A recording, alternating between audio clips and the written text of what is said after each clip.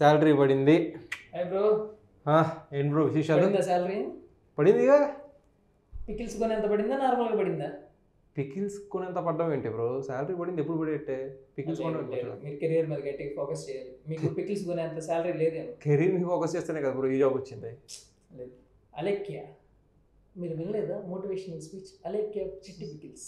నువ్వు గట్టిగా ఫోకస్ చేయాలమ్మా కెరియర్ మీద. ఎందుకంటే లేదంటే నీ గర్ల్ ఫ్రెండ్ లేదంటే నీ పెళ్ళం కాబట్టి నువ్వు అడిగిన ఏమి నువ్వు కొనలేవు కాబట్టి అని నా మాటిని నువ్వు కెరియర్ మీద ఫోకస్ చేసి అప్పుడు ప్రేమ పెళ్ళిళ్ళు ఇటు జోలికి వెళ్ళు. ఎందుకంటే ముష్టి పచ్చడే కొనలేకపోతున్నావు. నువ్వే పడరా గోల్డ్ ఏం కొనిస్తావురా దానికి? కాదు బ్రో, ఒక కస్టమర్ పెట్టుకుని ఏంటి బ్రో అర్థం తీసింది? ఇది చాలా పెద్ద ఎపిసోడ్. కాదు బ్రో, నా డౌట్ ఏంటంటే కస్టమర్కి ఓనర్కి మధ్య ఒక హెల్తీ రిలేషన్షిప్ ఉండాలి. ఓకే, నీ దగ్గర నువ్వేదో కొనలేదు, రేట్లు ఎక్కువ ఉన్నాయని ఫీల్ అయ్యావు, మా దగ్గర ఇంతే ఉన్నాయని చెప్పి పంపించేక అలా బూతులు తిట్టడం అనేది ఎంతవరకు కరెక్ట్ బ్రో? అంటే బేసికల్గా బ్రో ఈ మధ్య కొంతమంది ఇన్స్టాగ్రామ్లో జనరల్గా ఇన్ఫ్లుయెన్సర్లు అయిపోయారు. వాళ్ళు యూట్యూబ్ ఛానల్స్ పెట్టుకున్నారు, ఏదో కొద్దిగా సంపాదించుకుంటున్నారు. సో ఒక ఎక్స్పోజింగ్ ద్వారా మంచి ఇన్ఫ్లుయెన్సర్ అయ్యా అని నువ్వు అనుకుంటున్నావు, కానీ చూస్తున్న వ్యూవర్షిప్ ఎలా చూస్తున్నారు? నేను ఇంకో రకంగా చూస్తున్నారు. గతంలో జరిగిన కామెంట్స్ అయ్యి మొత్తం చాలానే ఉన్నాయి, చాటపడుతుంది పెద్దదేలే. సో ఏదో నువ్వు బిజినెస్ పెట్టుకున్నా, ఆ బిజినెస్ మంచిగా రన్ అవుతున్న టైంలో ఒక కస్టమర్ నిన్ను అప్రోచ్ అయ్యాడు, నీ ప్రైస్ ట్యాగ్ పెట్టమన్నాడు, నువ్వు పెట్టావు. అతను ఏమడిగాడు? కొద్దిగా ఎక్కువ రేట్లు ఎందుకు ఉన్నాయి అన్నప్పుడు మనం ఏం చెప్పాలి? నేను ఇంత క్వాలిటీ ఇస్తున్నాను కాబట్టి నా దగ్గర రేట్ ఎక్కువ ఉందని చెప్పాలి. నువ్వేమో చేసావు? నువ్వు స్థాయిని కించపరిచావు, వాడాల్సిన పదాలన్నీ వాడు. అసలు నీ అందానికి నువ్వు వాడిన పదాలకి సంబంధం ఉందా?